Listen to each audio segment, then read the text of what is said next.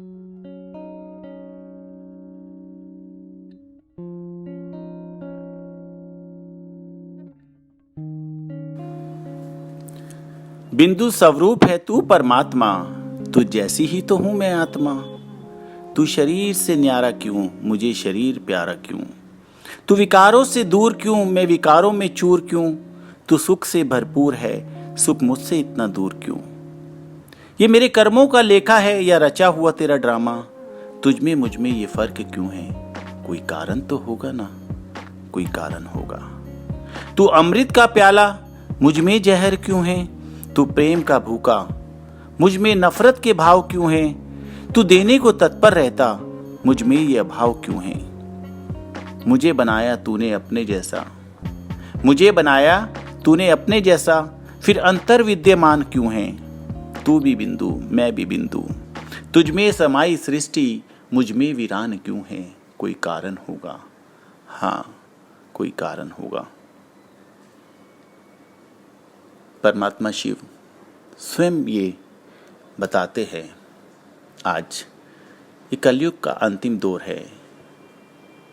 सतयुग की शुरुआत में जब हम आत्माएं इस धरा पर आई थी, सर्व आत्माएं बहुत ही पवित्र थी। आत्माओं का असली स्वरूप बिल्कुल ईश्वर के जैसे था। सर्व गुण ईश्वर के थे, एकदम प्योर, शांति से, प्रेम से, पवित्रता से, सुख से, आनंद से, ज्ञान से और शक्तियों से भरपूर थी। फिर क्यों इतना फर्क आ गया? कारण आत्मा इस धरा पर आने के बाद प्रकृति के साधनों से जीवन जीने के नए नए साधन बनाती चली गई और उन साधनों से मोहित होती चली गई, उनके वशीभूत होती चली गई, माया के रंग में रंगने लगी और अपना असली स्वरूप जन्म लेते लेते भूलने लगी। और आज इस हद तक पहुंच गई कि इंसान स्वयं इंसान नहीं रहा। बस यही एक कारण है कि ईश्वर में और हम में इतना फर्क है। आज ईश्वर वही फर्क हमें समझाने आए हैं, हमें फिर से देवता बनाने आए हैं। ये संगम युग है, अर्थात कलयुग का अंतिम दौर है और सतयुग की शुरुआत है, जिसके प्रमाण हम देख रहे हैं अलग अलग तरह से।